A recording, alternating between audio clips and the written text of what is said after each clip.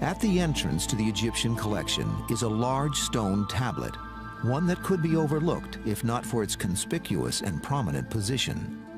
It's known as the Rosetta Stone, one of the most important treasures of all time.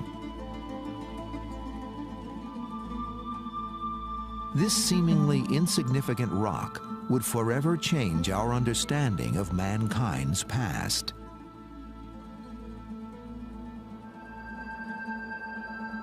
For 2,000 years, the history of ancient Egypt was buried in the sands of time. Travelers and scholars were aware of the existence of these enigmatic people, but nothing was known about them.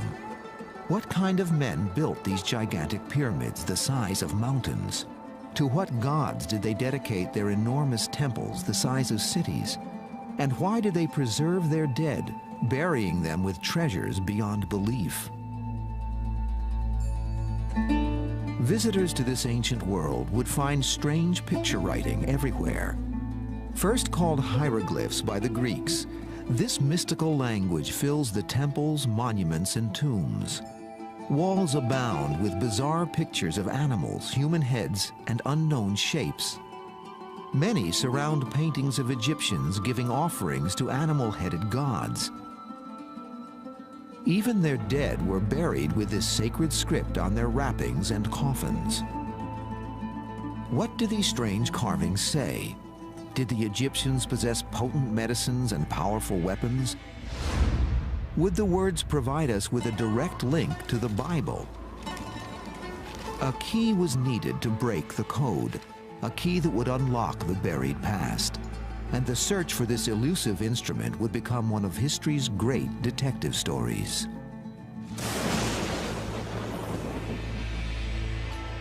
By the time of Christ, the ancient Egyptians were already legends of a distant past. Greek and Roman historians could only guess at what knowledge this once powerful civilization possessed. As the centuries passed and Europe emerged from the Dark Ages, ancient Egypt remained silent, waiting for its own rebirth. It took one of the most powerful men of all time to awaken Egypt from its sleep, a man whose leadership in battle was matched only by his passion for history. During the late 1700s, the French and British were fighting a war for world domination. In 1798, General Napoleon Bonaparte proposed leading the French army on a military invasion of Egypt. If the French could command this crossroads between Europe and Asia, it would control trade and become the most powerful country in the world. By this time, the 29-year-old Napoleon had become a legend in the French army. His victories over Austrian forces in Italy established France and himself as new powers to be reckoned with. Napoleon's sense of history and destiny led him to view Egypt as his next prize. On July 1st, 1798, Napoleon's army sailed into Egypt's port city of Alexandria. In addition to 38,000 soldiers, 167 of France's top scientists and scholars were on board. Rarely have military expeditions had academic interests as well. Napoleon was fascinated with ancient Egypt. Perhaps, like Alexander the Great, Napoleon believed his destiny was to annex Egypt on his way towards conquering the world. The egocentric Napoleon viewed Egypt as more than just the cornerstone of an empire. He knew of its legends, its power, and its history. This was the land of the pharaohs, kings who were considered gods by their subjects. They ruled over the world's greatest civilization for over 2,000 years. Napoleon was determined to learn their secrets. Like Julius Caesar before him, Napoleon wanted to win the hearts and minds of the Egyptians. As a member of the French Institute of Egyptology, Napoleon personally selected the academics who formed his expeditionary force. While the French army swept up the Nile, crushing all opposition, The scholars immediately began their work, setting up an institute in Cairo. This became the headquarters for Napoleon's academic expedition. They scattered across Egypt, exploring tombs, climbing monuments, studying, sketching, and recording everything in sight. The wealth of information was unbelievable. Napoleon demanded to be constantly informed. If any clues to ancient secrets were uncovered, he wanted to know immediately. While Napoleon's men were busy annexing both Egypt's land and antiquities, England did not stand idly by. Within weeks, the British Navy attacked the French, destroying their ships and trapping Napoleon's army in a 2-year-long siege. Napoleon himself eventually snuck past the blockade and returned to France, his hopes for ruling the world dashed. As the abandoned French army fought to stay alive, scientists and scholars were giving birth to modern Egyptology. Racing against their inevitable removal by the British, they stepped up their efforts to copy and analyze as much as possible, hoping to find the answers to the many puzzles surrounding them. Ironically, it was neither a scientist nor a scholar, but a soldier who made the most important discovery of all. In mid-July 1799, as the long siege wore on, the French continued to bolster their defenses. Situated along the Nile as it enters the Mediterranean Sea is a town called Rosetta. In order to rebuild the town's old Arabic fort, men under the command of Lieutenant Pierre Bouchard started to reconstruct the walls. Arabs commonly took material from ancient temples and used them in their own buildings. Unnoticed in these walls, buried since the time of the pharaohs, was a large stone tablet. When the soldiers tore down the fort's walls, they stumbled upon the tablet. Immediately, the soldiers noticed something strange and potentially valuable. Carved on this dusty stone were 3 types of writing: Greek, a common Egyptian script called Demotic, and hieroglyphs. The stone was a kind of magical discovery, and I think it is a piece of extraordinary luck that whoever was there had the perspicacity and the interest to say, gosh, you know, what have we got here? Could be important, key to the hieroglyphs. One can imagine that a less well-informed officer might have said, oh, you know, it's just an old stone, build it into the fort. People have often said, you know, thank God it was a French officer, not a British officer, because, you know, they were perhaps a little more intellectually minded. Dubbed the Rosetta Stone, it measured 3 feet 9 inches high and 2 feet 4 inches wide. It weighed nearly 1,500 pounds. French General Jacques Menu ordered it sent to the Institute in Cairo to have the Greek translated. What did it say? Could the Greek be used to translate the hieroglyphs? The discovery caused an immediate sensation. Because the Greek language was understood, scholars quickly translated the text. It was a decree honoring the Greek pharaoh Ptolemy V on his first year of rule. In exchange for services rendered by him benefiting Egypt, plaques were to be placed in temples throughout the land. It was known that Greeks had ruled Egypt from 300 BC until the decades before Christ. The tablet had survived for over 1,800 years. Did others exist? The actual wording seemed unimportant until the last line was read. This decree shall be inscribed on the stele of hard stone in sacred and native and Greek characters. That meant all 3 scripts said the same thing. The news spread quickly back to Europe. This stone offers great interest for the study of hieroglyphic characters. Perhaps it will even give us the key at last. Courrier de l'Égypte, August 1799. The Rosetta Stone would not stay in French hands for long. the British siege would soon force them to surrender it. Napoleon's 2-year military campaign in Egypt was a complete disaster. Over 9,000 men were killed, and the French Navy was decimated by the British. Those who remained were now trapped in Egypt, isolated by a British naval siege along the Mediterranean coast. But the scientific and cultural aspects of the French expedition were a tremendous success.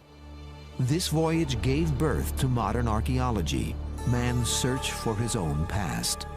And with the discovery of the Rosetta Stone, it seemed as if Egypt's great secrets would finally be revealed. A civilization which had remained silent for so long now seemed poised to speak. Both French and English military men kept a close watch on the deciphering of the hieroglyphs. French officers in Egypt knew firsthand the power and glory of the ancient Egyptians. The indisputable evidence was before their eyes. The pyramids and temples were obviously built by a great and advanced civilization. If the Rosetta Stone could be used to translate its language, some of Egypt's former glory might be resurrected and become that of France. How quickly could the French decipher the stone and thus read the hieroglyphs? Would the code be cracked before the British forced their surrender? Under military orders, scholars at the Institute raced to complete the deciphering. The stone had 3 texts written on it, each in a different script. Reading top to bottom, they were hieroglyphs, Demotic, and Greek. The Greek section told of the tablet having the same information written in all 3 languages.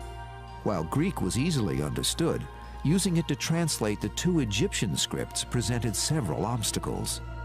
First and foremost, nobody had been able to speak or read either Egyptian language for almost 2,000 years. The French had no idea as to what any of the Egyptian symbols or words meant. Were the signs phonetic like an alphabet, or were they pictorial like Chinese character writing? Without any clues, they had to start from scratch. A second hurdle was that the stone was broken at the top and sides. The hieroglyphic section at the top was the most damaged. Only 14 lines of text existed. The Demotic section in the middle had all of its 32 lines of text, but was broken along the right side. The Greek section consisted of 54 lines. The frustrated French had no way of knowing which words or lines of text matched up with which Greek words. Time was not on their side. In August 1801, 2 years after the discovery of the Rosetta Stone, the English ended their siege, attacking and forcing the French to surrender Egypt. French military officers were allowed to keep their personal possessions, but the Institute in Cairo had to hand over all of their discoveries. The academics were furious. What right did the British military officers have to abscond with the legacy of the past? Egypt belonged to mankind. What would become of these priceless treasures? When the British got the French to surrender at Alexandria, the Rosetta Stone was already famous, although I think it was more famous in France than it was in Britain. But it was certainly regarded as one of the spoils of war, and it was regarded as one of the fruits of the British victory. The French were distinctly reluctant to let the stone out of their hands and hid it away, trying to pretend they hadn't got it. You are taking from us our collections, our drawings, our copies of hieroglyphs. But who will give you the key to all that? Without us, this material is a dead language that neither you nor your scientists can understand. Sooner than permit this vandalous spoliation, we will destroy our property. We will scatter it amid the sands and throw it into the sea. If it is celebrity you are aiming for, very well. You can count on the long memory of history. You too will have burnt a library in Alexandria. Member of the French Institute in Cairo, 1801. General Jacques Mignot, now in command after Napoleon's flight back to France, attempted to keep the Rosetta Stone in French hands. After failing in an attempt to smuggle the stone out of Egypt by ship, Mignot had it wrapped in cloth and hidden among his private possessions. If confronted, Minyu would claim it was his personal property and thus exempt from forfeiture. Knowing the French would try to slip the Rosetta Stone out of the country, the British military brought in William Hamilton from Greece. He had an eye for the antiquities of the world. While in Greece, he was instrumental in acquiring ancient artifacts from the Parthenon in Athens. The British knew he would not leave Egypt without more treasures for the king. Hamilton and the British military suspected Minyu of hiding the stone. When confronted at his home in Alexandria, Minyu protested vigorously his right to keep the stone, but the British officers were insistent. At the point of a gun, Minyu agreed that the French were on the losing end of this battle. Minyu agreed that the British had won the right to this most valuable of trophies. William Hamilton confirmed that the stone was authentic, and the British Army finally took possession of their prize. The Rosetta Stone was immediately shipped back to England, arriving in February 1802. England now had the key, but the French had made copies. Now the feverish race began. Who would be the first to decipher its cryptic message?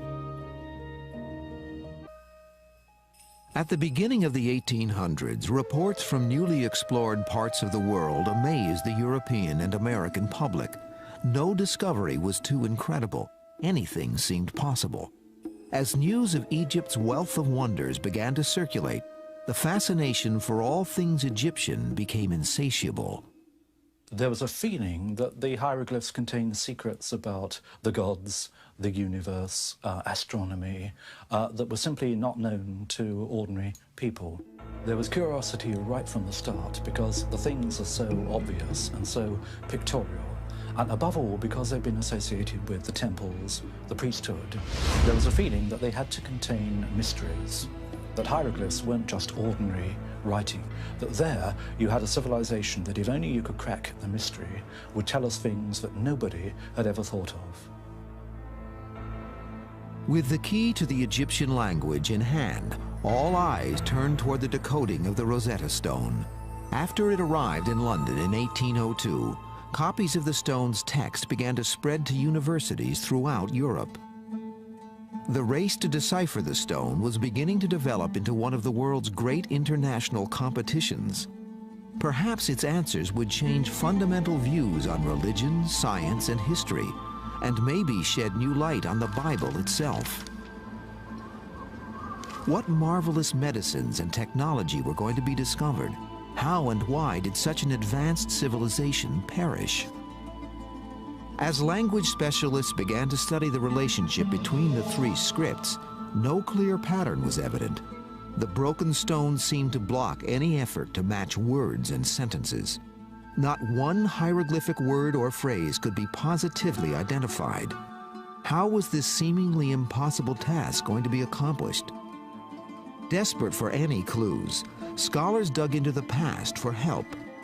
The earliest account of the Egyptian language is a Greek book written by Apollo. Said to be an Egyptian priest, he wrote extensively on the usage and meaning of hieroglyphs. His 5th century BC book, Hieroglyphica, became the cornerstone of future research. Apollo wrote of 189 different hieroglyphic signs. For each one, he detailed its description and mythological meaning. While he discussed the specifics of individual signs, Apollo never combined them to form sentences or paragraphs.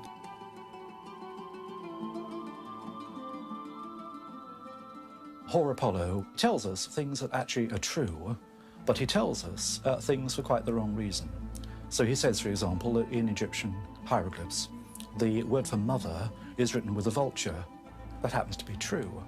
But he then explains that in nature, there are no male vultures. All vultures are female. And there's a great mystery here.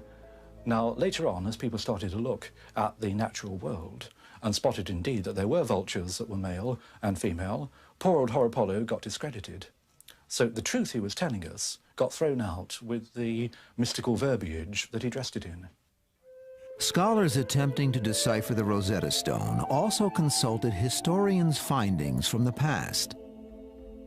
During the Renaissance, religious writers had supported the idea that the hieroglyphs held answers to biblical riddles. People start to interpret ancient Egypt entirely through the Bible. So they look at the pyramids and say, the pyramids are not just ordinary tombs for ordinary kings. They are the granaries that Joseph, in the Bible, put up to collect the grain during the 7 good years in preparation for the 7 years of famine that were going to follow. So the mystery is kept, but it's always filtered through the idea that it reflects a story in the Bible.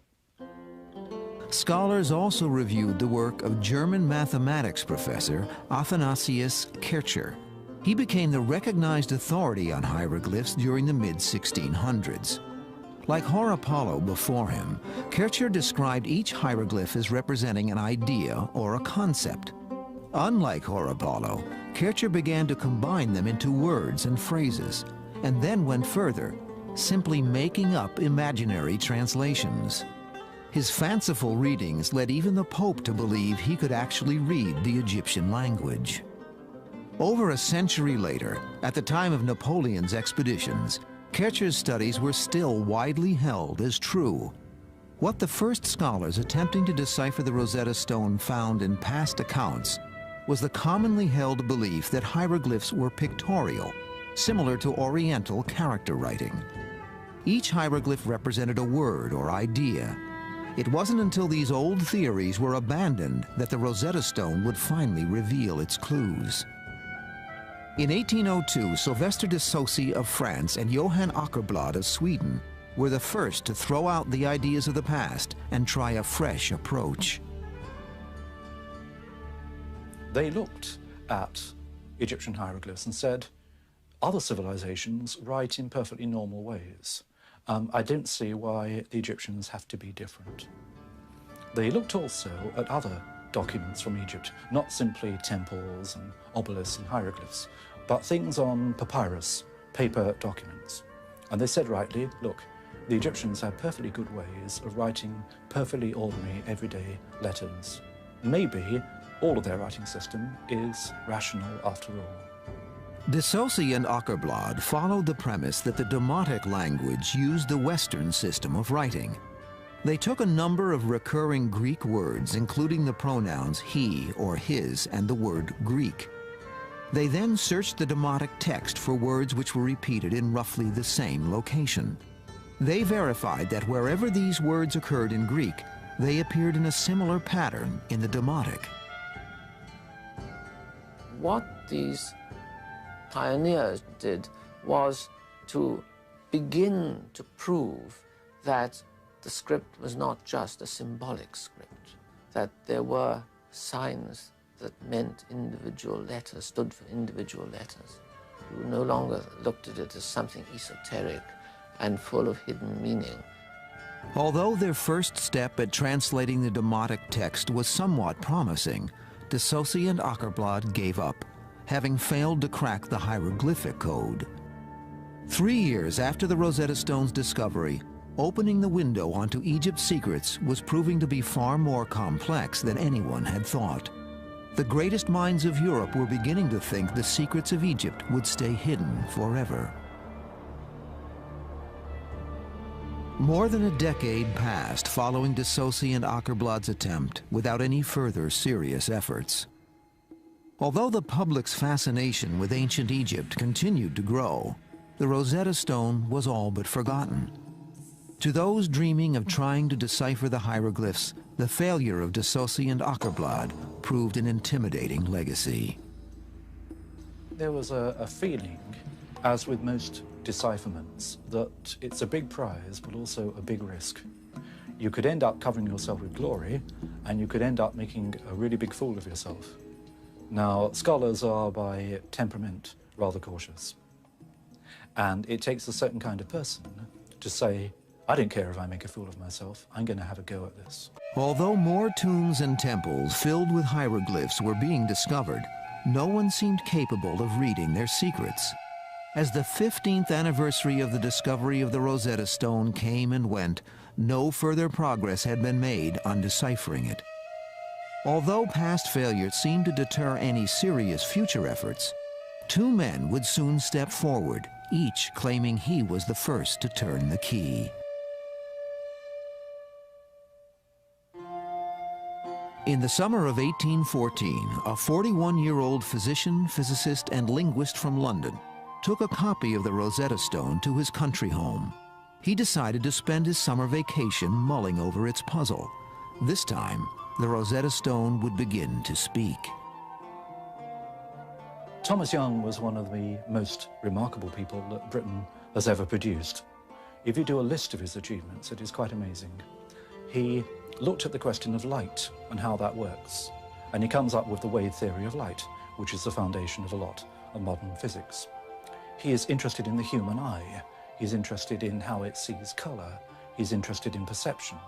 And his notions of the human eye are at the basis of a lot of modern optics. This man was probably the most brilliant problem solver that Britain has ever produced. Young felt much of the mysticism surrounding ancient Egypt was nonsense. He did not believe secrets to the universe were going to be discovered. What attracted him to the Rosetta Stone was that it was a problem, an unsolved puzzle, and he wanted a chance to crack it. Young began by concentrating on the words graphically. He located lines in the Greek text which had words occurring more than once. He then attempted to find lines in the Demotic text which had groups of symbols repeated these same numbers of times.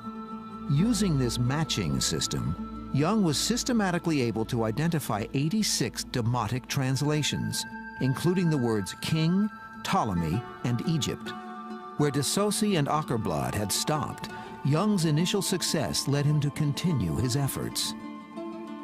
Egyptologists had long been fascinated by the hieroglyphs that were surrounded by ovals. Called cartouches, they seemed to be placed strategically in and around temples and tombs. A few Egyptologists had begun to speculate that a cartouche represented the name of a pharaoh or member of the royal family. Young used this knowledge to work on the theory that the cartouches on the Rosetta Stone would contain the name Ptolemy. Since the tablet was written in his honor, his name should be on the cartouches in the hieroglyphic section.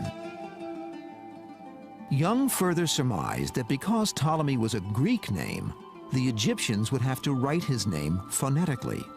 If the hieroglyphs were pictorial, they would not contain symbols for foreign names or words. 4 years after he began, Young correctly matched the Greek letters in the name Ptolemy with the hieroglyphs inside one of the cartouches. In 1818, he became the first to bring the stone to life. The hieroglyphic section had spoken its first word, Ptolemy.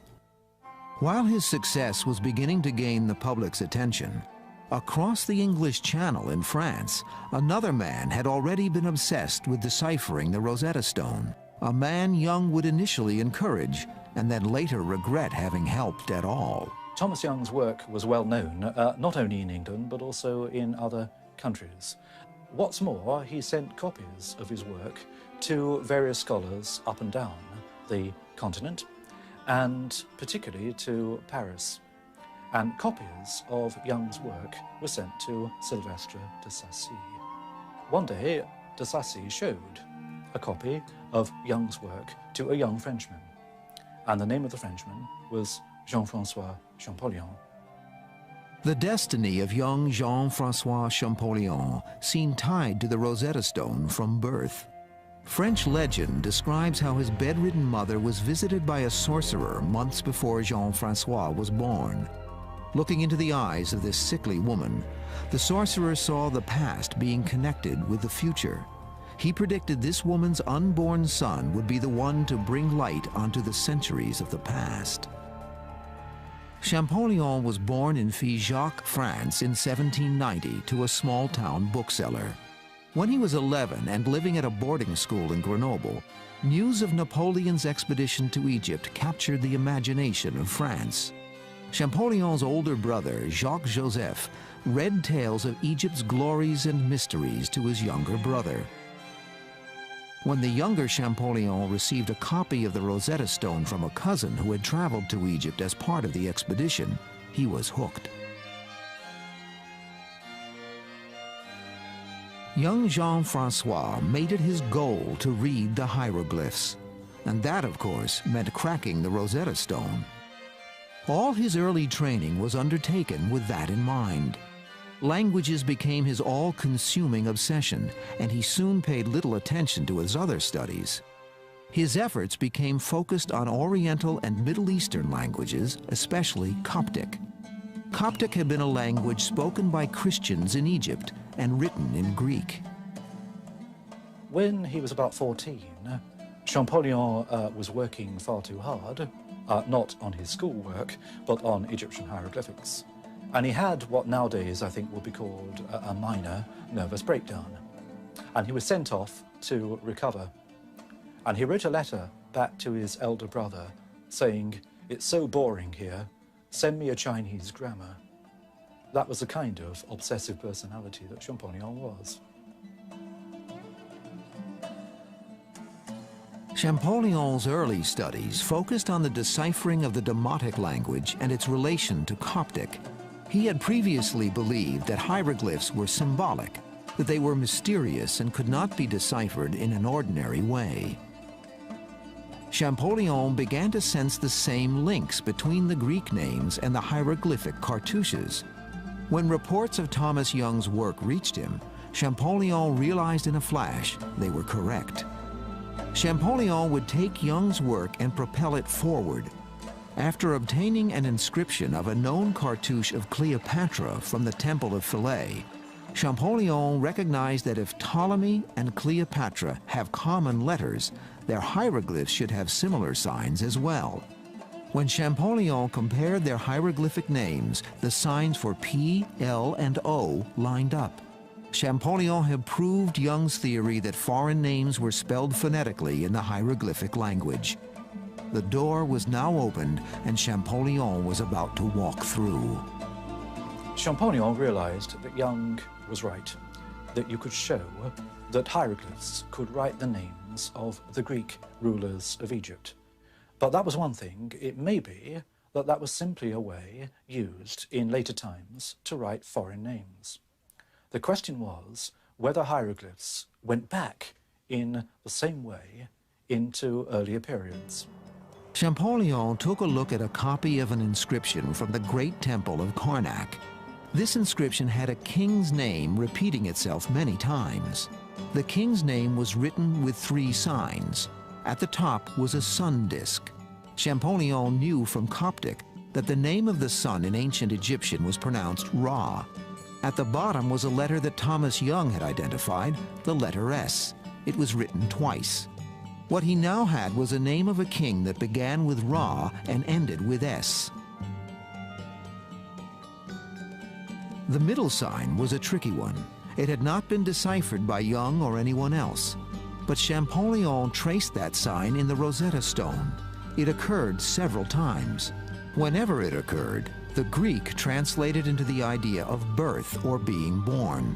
Champollion knew the Coptic for to give birth was Misa, and suddenly he had a king's name, beginning with Ra, continuing with Misa, and ending in S.